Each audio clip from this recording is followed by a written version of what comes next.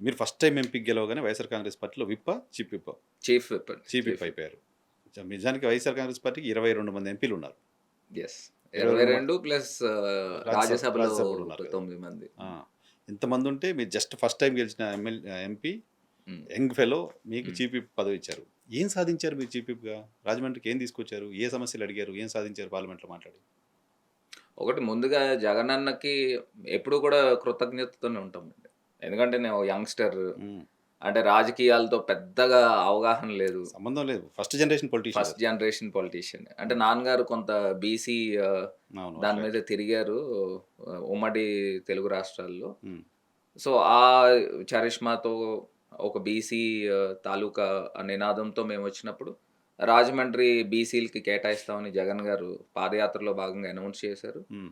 దాంట్లో భాగంగా నాకు అవకాశం వచ్చింది. హుహు. అవకాశం రావడమే జగనన్న మరి ఈ కుర్రోడిలో ఏదో స్టఫ్ ఉందని మరి ఆయన భావించారు. హ్మ్. చీఫ్ విప్ ఇచ్చారు. హ్మ్. ఇచ్చిన తర్వాత ఇప్పుడు నేను నా చీఫ్ విప్ యొక్క రోల్ ఏంటంటే, మనము హౌస్ ఫ్లోర్‌లో. ఎంపీస్ అందరూ ప్రాపర్‌గా అటెండ్ అవుతున్నారా? లేకపోతే బిల్స్ పైన ఏ రకంగా ఎవరు మాట్లాడాలి? హ్మ్. లేకపోతే మనకు పార్టీ విప్ ఇస్తే ఆ విప్ ప్రకారంగా ఇవన్నీ కూడా సమర్థవంతంగా నేను ఆల్‌మోస్ట్ టీమ్ లీడర్. చేశానని నేను భావిస్తా ఉన్నా. క్లాస్ లీడర్ లాగా. ఆ! ఆ! హ్మ్. అంటే ఫ్లోర్ లీడర్ మిథున్ అన్న ఉన్నాడు. హ్మ్. నాకు చీఫ్ విప్. అదే పార్లమెంటరీ లీడర్ కిందన సాయిరెడ్డి గారు. అవును. సో, ఆ రకంగా ఉన్నప్పుడు ఆ చీఫ్ విప్ కూడా నాకు చాలా ఉపయోగపడింది. హ్మ్. ఇప్పుడు నా కాన్స్టిట్యున్సీ లెవెల్‌లో రాజమండ్రి వరకు మేము ఎయిర్‌పోర్ట్ ఎక్స్‌పాన్షన్ అయితే గానివ్వండి, రైల్వే స్టేషన్ తెచ్చుకోవడం అయితే గానివ్వండి, హుహు. రాజమండ్రికి ఔటర్ రింగ్ రోడ్ తీసుకురావడం అయితే శాంక్షన్ అయితే అయింది. హ్మ్. హ్మ్. ఇందాక చెప్పినట్టు పురంధరేశ్వరి గారు కొంత ఎఫర్ట్స్ పెడితే అది గ్రౌండ్ అయిపోతుంది. అవుతది. హ్మ్. దీంతో పాటు మేము యాక్చువల్‌గా ఆహ్, వేమగిరి దగ్గర నుంచి హ్మ్. ఇటు కాకినాడ దాకా ఒక కెనాల్ రోడ్ ఉందండి. హ్మ్. ఆ కెనాల్ రోడ్‌ని 4 లైన్ రోడ్ చేయాలి. హ్మ్. దాన్ని సాగర్మాలలో ఇంక్లూడ్ చేయాలని చెప్పి, దాన్ని కూడా నితిన్ గడ్కరీ గారి దగ్గరికి, ప్రైమ్ మినిస్టర్ దగ్గరికి కూడా తీసుకెళ్ళాం. ఓకే. అప్పుడు జగన్ గారికి కూడా నేను ఎక్స్‌ప్లెయిన్ చేశాను. హ్మ్. ఇప్పుడు వేమగిరి దగ్గర నుంచి కాకినాడ దాకా వెళ్తే 4 లైన్ రోడ్ వస్తే 3 పార్లమెంట్స్‌కి అద్భుతంగా డెవలప్ అవుతది. ఓకే. అంటే అటు అమలాపురం పార్లమెంట్ గాని, కాకినాడ గాని, రాజమండ్రి రాజమండ్రి. గాని. సో, డిస్టెన్స్ మీకు ఆల్‌మోస్ట్ ఒక 40 మినిట్స్‌లో రాజమండ్రి టు కాకినాడ ఎళ్ళిపోవచ్చు. ఓహ్! హుహు. అంత షార్ట్ అవుతదనమాటండి. 4 లైన్ రోడ్ అవ్వడం వల్ల. హ్మ్. అది సాగర్మాలలో పెట్టించాం. హుహు. పెట్టించినప్పుడు ఎక్స్‌ప్లెయిన్ కూడా చేపిచ్చాము. కాకపోతే ఒక చిన్న ట్రబుల్ ఏమొచ్చిందనంటే టెక్నికల్‌గా అటు కత్తిపూడి దగ్గర నుంచి ఇటు నర్సాపూర్‌కెళ్ళేదానికి ఇంకొక నేషనల్ హైవే వస్తదనమాట. ఓకే. ఆ నేషనల్ హైవేది డయాగ్నల్ అవుతుంది. హుహుహుహు. సో, అప్పుడు సాగర్మాలలో పోర్ట్ కనెక్టివిటీ రోడ్ కిందన ఎగ్జిట్ అయిపోయింది. ఓకే. ఓకే. ఓకే. లేకపోతే నిజంగా ఆ రోడ్ గనుక 4 లైన్ రోడ్ అయితే అసలు స్వరూపమే మారిపోతుంది. కాకినాడ, రాజమండ్రి అంత 40 మినిట్స్ జర్నీ అంటే ఈవెన్ చాలా. అమలాపురం కూడా. హుహు.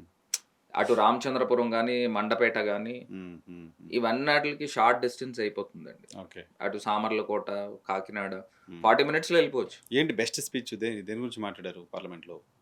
పార్లమెంట్‌లో నేను రోడ్ ట్రాన్స్‌పోర్ట్ హైవేస్‌కి కమిటీలో ఉన్నారా? నేను కమిటీ మెంబర్ కిందన గూడా ఉన్నానండి. ఆ హుహు. కమిటీ మెంబర్‌లో నేషనల్ హైవేస్ గురించి తరచూ మాట్లాడేవాళ్ళము. ఈవెన్ పోలవరం గురించి, హ్మ్. ఆంధ్రప్రదేశ్ రీఆర్గనైజేషన్ గురించి. హ్మ్.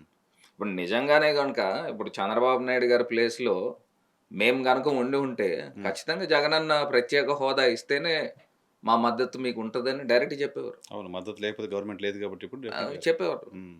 కాకపోతే ఆ పరిస్థితులు ఏ రకంగా దాపురించినాయో మీరు జూడండి. హ్మ్. ఈయన ఏంటంటే చంద్రబాబు నాయుడు గారు కేవలము రాజకీయ స్వార్థము, ఆళ్ళ కొడుక్కి పట్టాభిషేకం జేయాల. ఓకే. రాజమండ్రి అంటే ఒక ఏమంటారు సాహిత్య రాజధానిగా చెప్తారు. తెలుగు తెలుగు ప్రజలకు సాహిత్య రాజధానిగా చెప్తారు. ఏంటి అసలు భరత్ ఒక యంగ్ జనరేషన్ పొలిటీషియన్‌గా రాజమండ్రి పైన మీకున్న ఆలోచన ఏంటి? విజన్ ఏంటి? రాజమండ్రి పైన మీకున్న విజన్ ఏంటి? ఏం చేద్దాం అనుకున్నారు రాజమండ్రిని డెవలప్‌మెంట్ పాయింట్ ఆఫ్ వ్యూలో? అంటే మీరు కల్చరల్ క్యాపిటల్ అండి అన్‌డౌటెడ్‌లీ. అది ఉమ్మడి రాష్ట్రానికి. రాష్ట్రానికి. తెలుగు ఈవెన్ వాళ్ళందరికంటే తెలుగు వారందరికీ కూడా కల్చరల్ క్యాపిటల్. హ్మ్. అంత గొప్ప చారిత్రాత్మకమైన నగరానికి అసలు గోదావరి నది ఒడ్డున ఆదికవి నన్నయ్య గారు హ్మ్. అక్కడే మహాభారతము స్టార్ట్ చేసింది. హ్మ్. తెలుగులో అనువదించి రాజరాజ నరేంద్రుడు గొప్ప చరిత్ర ఉంది. అవును. ఇలాంటి గొప్ప ప్లేస్‌లో హ్మ్. రాజమహేంద్రవరానికి గోదావరి నది దగ్గర లాస్ట్ టైమ్ చిన్నజీయర్ స్వామీజీ గూడా వచ్చినప్పుడు నన్ను ఆశీర్వదించారు. హ్మ్.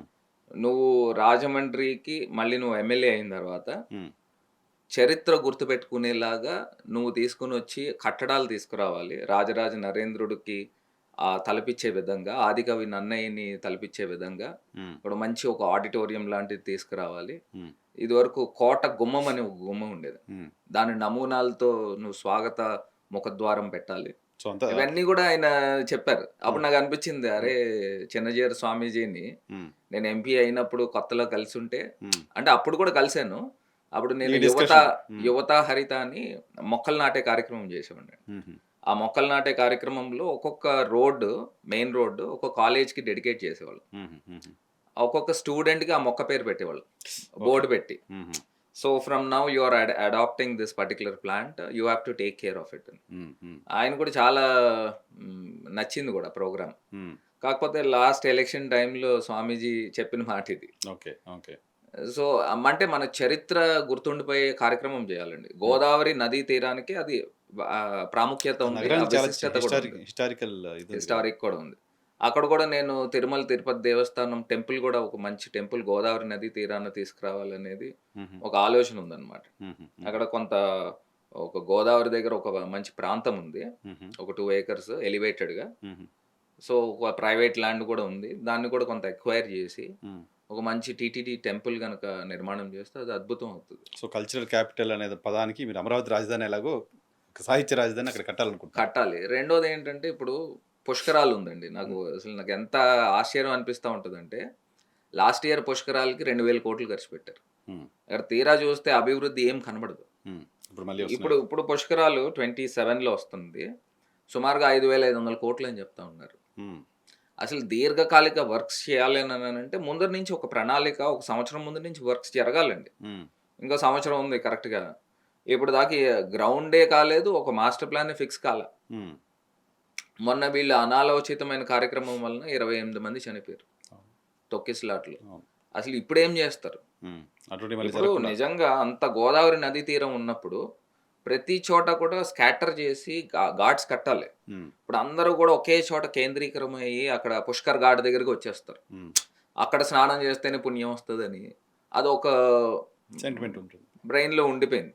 ఎక్కడికక్కడ ఘాట్స్ ఇప్పుడు అవైలబిలిటీ గోదావరి ఉంటే అంటే ఎళ్ళిపోతారు. ఎక్కడైనా ఒకటే అండి హ్మ్. గోదావరి అంతే కదా! అనేది. ఎక్కడైనా గోదావరి, గోదావరి. హ్మ్. హ్మ్. సో, గవర్నమెంట్ కూడా దానిపైన ఫోకస్ చేయాలి. హ్మ్. ఇప్పుడు మీకు కవ్వూరు దగ్గర నుంచి అట్లాగా ధవళేశ్వరం దాకా ఘాట్స్ ఉన్నాయి. హ్మ్. ప్రతి చోట కూడా ఎక్కడికక్కడ ప్రాపర్‌గా ఆర్గనైజ్ చేసి, ఇంకా మీరు చూస్తే అక్కడ గోదావరి పుష్కర్ ఘాట్ దగ్గర వీళ్ళు చేసిన పెద్ద బ్లండర్ ఏంటంటే లాస్ట్ టైము అక్కడ పెద్ద కాంపౌండ్ వాల్ ఉంది. ఓకే. రోడ్‌కిను, ఘాట్‌కిను. హుహు. అసలు నిజంగా ఆ కాంపౌండ్ వాల్ లేకుండా ఉంటే హ్మ్. నిజంగా మొన్న తొక్కిసలాట జరిగేది కాదు. ఓహో! బాటిల్ నెక్ లాగా గేట్స్ ఉన్నాయి. హుహు.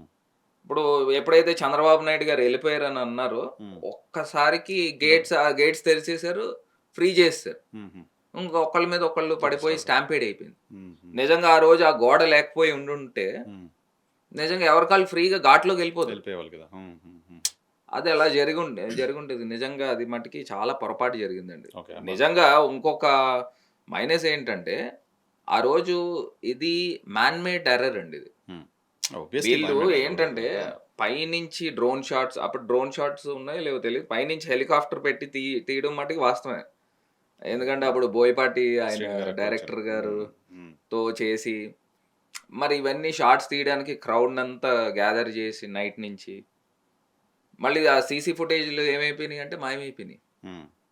ఇప్పుడు అవును. సీసీ ఫుటేజ్‌లు బయట పెట్టాలి గదండీ! హ్మ్. హ్మ్. హ్మ్. ఇప్పటివరకు ఏం కాలేదు కదా! కేసు ఎవరి పైన ఏం లేదు. అహా! దానికి మళ్ళీ ఒక స్వామియాజులు కమిటీ అని ఒక కమిటీ యేసారు. హ్మ్. ఆయన దాంట్లో క్లీన్ చీట్ ఇప్పించుకున్నారు. హ్మ్. అందులో పైపెచ్చి చెప్పిందేంటి? భక్తుల యొక్క అతి ఉత్సాహం వలన చనిపోయారని జెప్పి. హ్మ్. ఎంత అన్యాయమో చూడండి.